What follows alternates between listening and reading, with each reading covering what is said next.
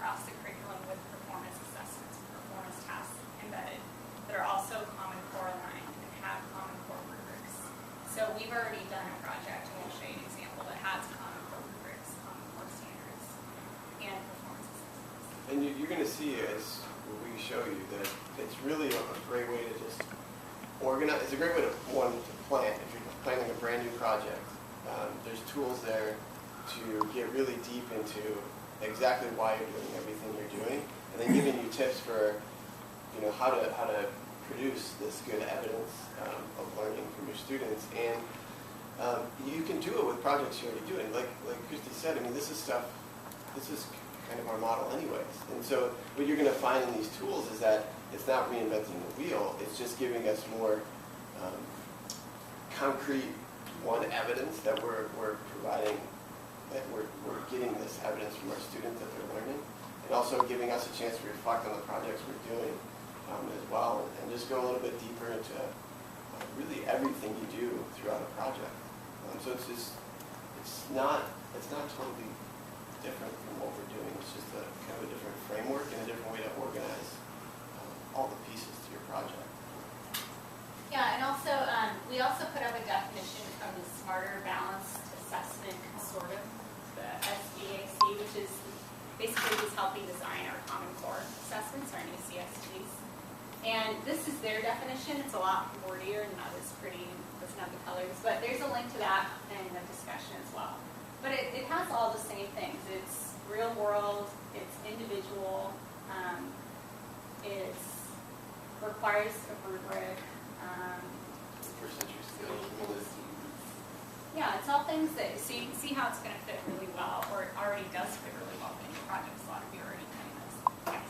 I mean, for a lot of our projects, I mean, we do these things, but they're not one event. Yes. So is that still a performance task if it's taking place over multiple events?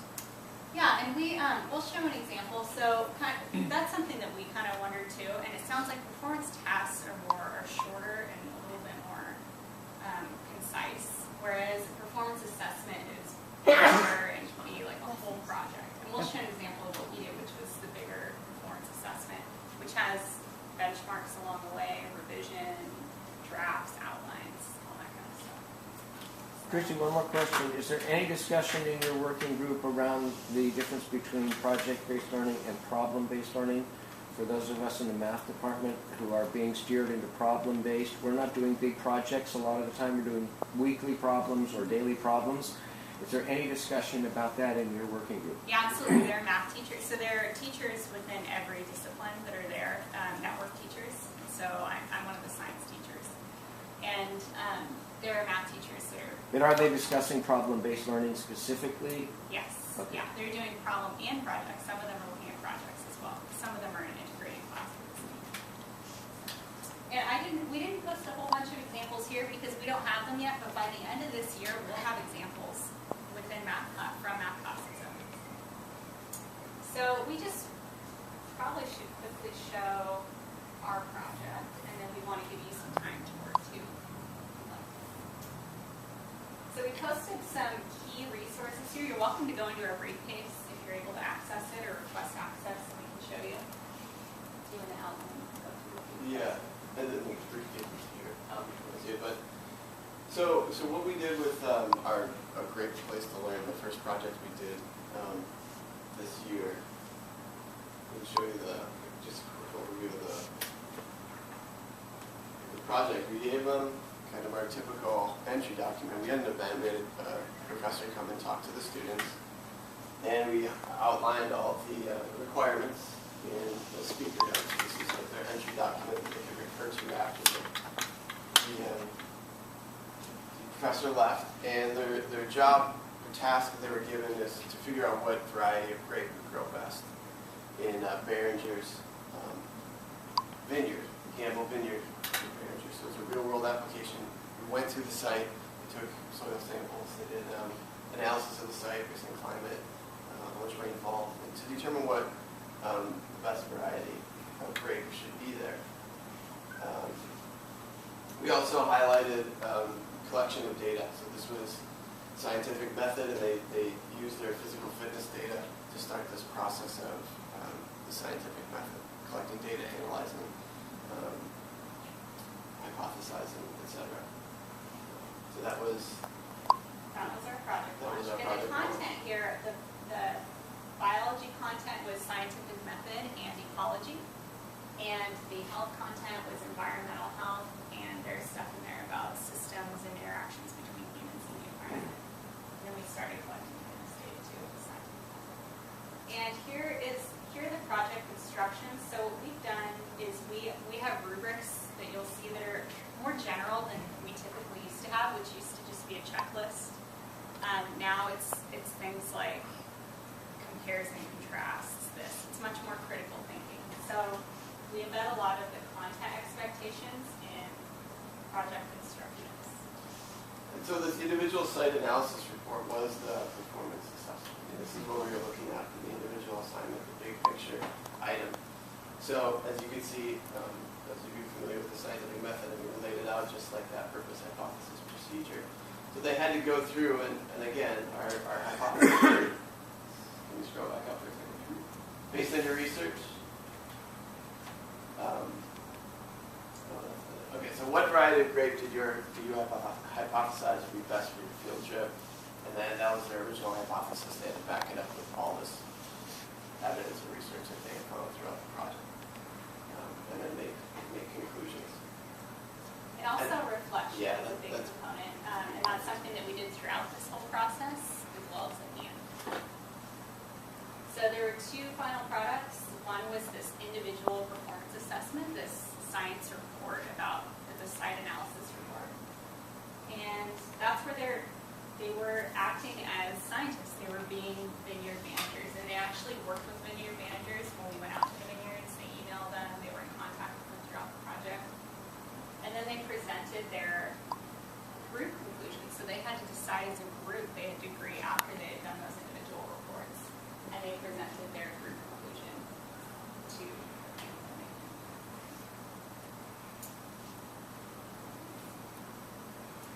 And we also put a sample paper in there, a sample student work, if you wanted to see what. Once again, you all know we all have only freshmen. This was our very first project. And so the freshmen were definitely, it was all new to them, but we were really impressed with what they did. And in general, we've been really impressed with the freshmen this year. So here's an example if you want to go through and see what a freshman first year. This was a high level sample. We could also show you other samples we've had. Of course, we have low level samples as well. But that's part of what we're doing too, is we'll be bringing samples of student work to the teacher design group and analyzing that work with others and seeing what kinds of things we can come up with. Okay, and the last document we'd like to show you, there's also this planning form. If you want to start using the planning form, that's been really handy. Yeah, do you guys should do that? Yeah, I think to give you an idea how we got to training this, I guess that's so it's a pretty in-depth document that we were given, this project planning toolkit, and it goes through obviously content standards, information sources, so it really forces us to outline the resources that we're giving to them, secondary sources, the project content, context of the authenticity, school-wide learning outcomes and skills. So it really makes you think about every little part of your project in different ways. Yeah, one thing that we really liked is this enduring understanding section. It's not standards, it's just what do you want kids to remember 10 years from now? What are you hoping will leave a lasting impression on them? And we really liked coming back to that throughout the project. And ours was understanding nature pays. We found economics played a large role in this. It's far more economically beneficial to study and work with nature than to battle it. Science is collaborative, involves people with various backgrounds working together. And careers in science are alive and well. Agriculture, in this case, wine industry, offers a variety of science careers. Yeah, in particular, the last one, being that we're in the Napa Valley, a lot of these students probably have opportunities to work somewhere in the industry, and seeing all the, we had 6 different experts from different backgrounds at the Behringer vineyard, giving us tours, talking to us about all these different things from soil types to irrigation orientation to the types of machinery that you're using. I Bats. mean, bats, yeah, bats and owl boxes. I mean, it was a great experience for them to do that.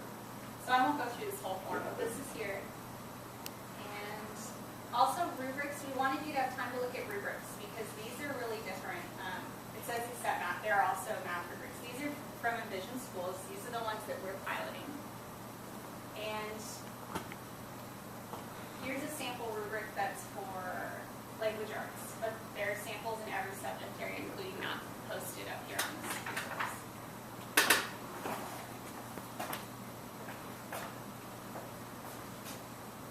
And we use the same rubrics for every project, so the rubric doesn't change.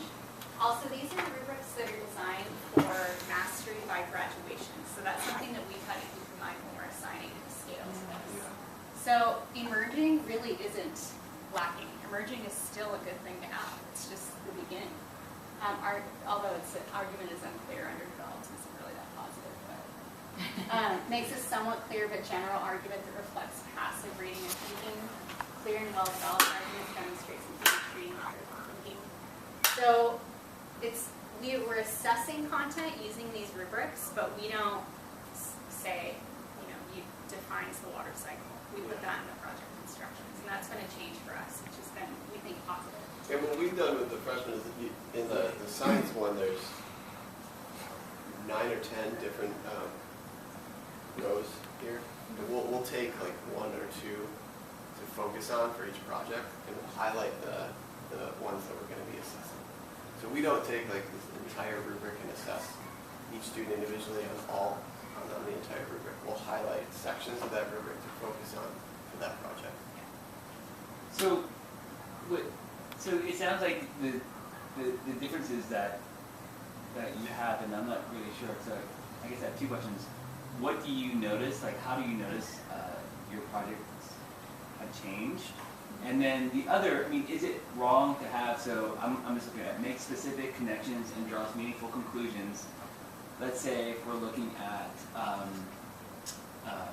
like government could be actually things governmental systems.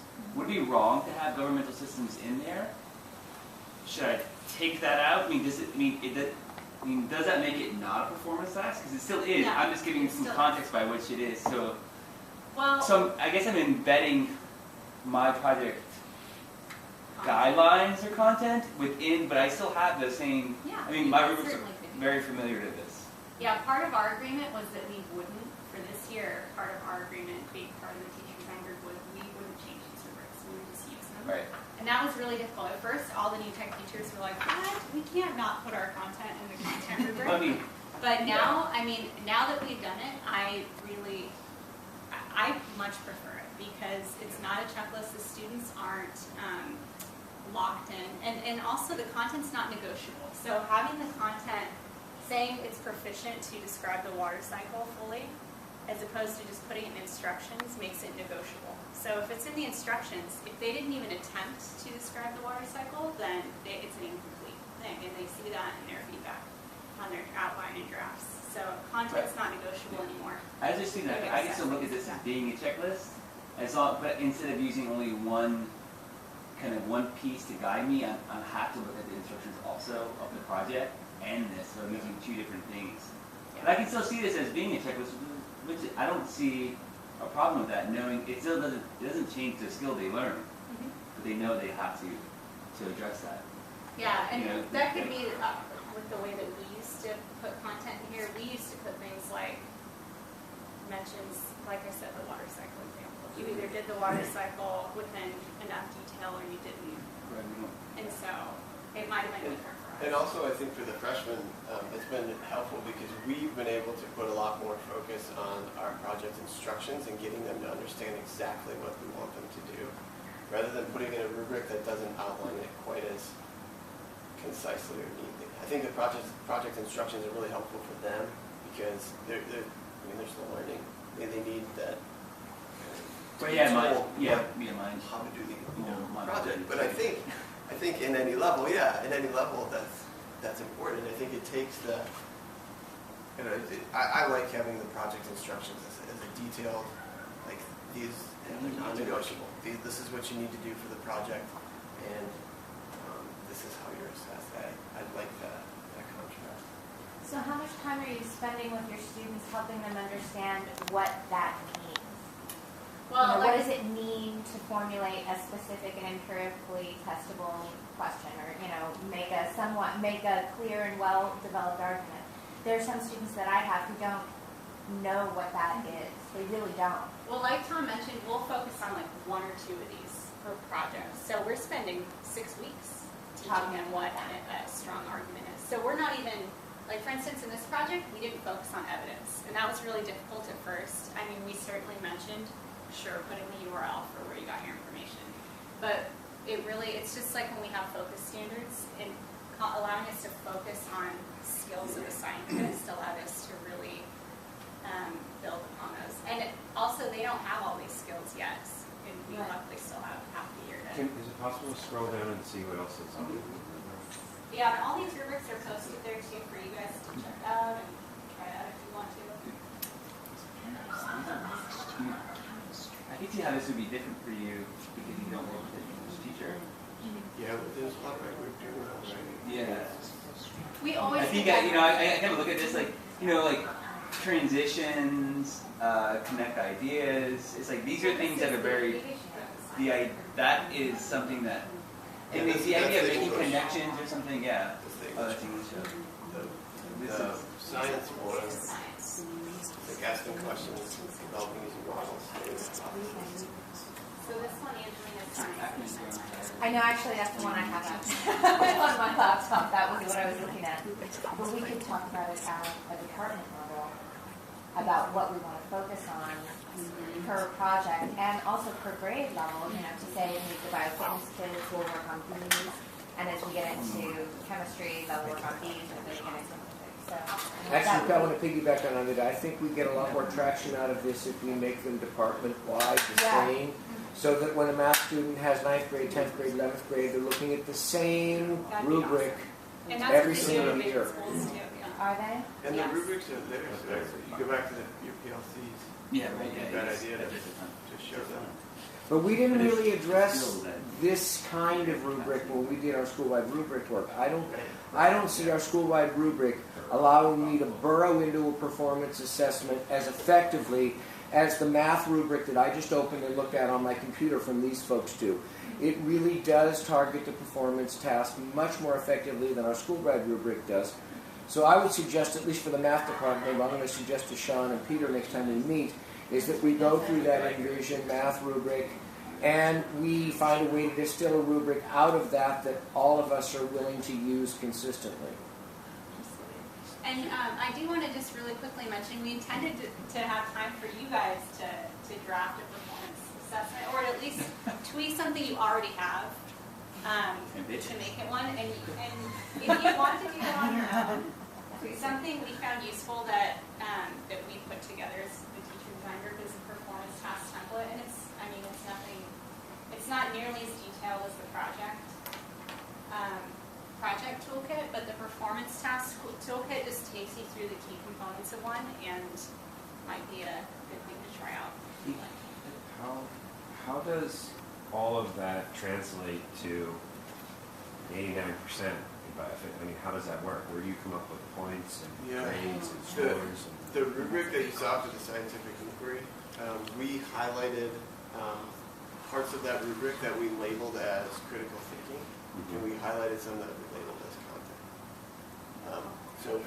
And then of course we use our written communication because it's a written Yeah, piece. definitely. So we took that rubric, and we'll show you. We just highlighted sections that we found to be more critical thinking skills versus. And we still use our school-wide written communication rubric Yeah. to assess writing. But, so for instance, for this project, we focused on, we focused on constructing evidence-based arguments and communicating findings. Oh, and looks like also volume. So basically on That's this, too ambitious. you're scoring 2 different learning outcomes, just 2 different learning With the rubric, yeah. with those 2 colors. Yeah. And there it is, highlight by Right. this This content rubric, critical. yeah. Okay. And this was our first go at it. We're working on our Yeah. next round, and I think our next one will be more focused and more, I think we have a greater understanding now that this was just our first Yeah, this is great. crack at it. It looks like, I mean, have you gone through the process of identifying skills for biofitness, the skills needed? So like, to be able to identify something, right? To be able to explain something, identifying, explaining, and evaluating. I guess you've already done that, but for your performance, the idea of performance is that they're actually doing something, so it's some sort of skill that's what they're actually showing. So you already identified what skills you wanted in your class. Right, that's part of that project, that's part of that planning form. Right, where that's it all does for, have you yeah, I read identify that. skills. And also something that they're having us do that's a lot of work is we redesigned the project briefcase. And the project briefcase is much more organized. We used to just have a long, ugly list. A bunch of stuff. So it's way more organized now by benchmarks, and it's also specific scaffolding for different skills. So like our outline, our drafts. Can you click on the student view just to see it as a student? And this is incomplete. We're still working on putting, this is the teacher design briefcase. So yeah, so you have We your haven't first shown thing. everything yet. Oh, I see. Okay. And so So we can show you our other one's still in the old template because they just gave us the new template, so we're still crossing our stuff over to the new template. How are you finding compared to last year your assessment time? I mean, is there like a learning curve where this took 3 times as much time to assess for a project? Yeah, I mean, the first time we used those rubrics, it took a while. But Because you have to And read we're all not those doing it in every papers, project. right? So we're doing a combination. Some of them are performance assessments, and some of them are literacy tasks. But we have a written individual product in every project, and we always used to. we always anyway. have, yeah. But this time it's more deliberate, and I think now we're starting to get the hang of it, to where it's not going to be And a it's separate the same piece. rubric, throughout the year. Yeah. It's just highlighting different things. So as we get more familiar with the rubric, it's going to make things a lot. Have you looked at like across the year what learning outcomes you're going to be assessing for different projects or focusing on? And do you always focus on 2 or does it vary? Or? We always focus on critical thinking content. Yeah. Yeah, for every written product. 2 things to take back to your working group, and maybe one better directed to Echo, but I do think that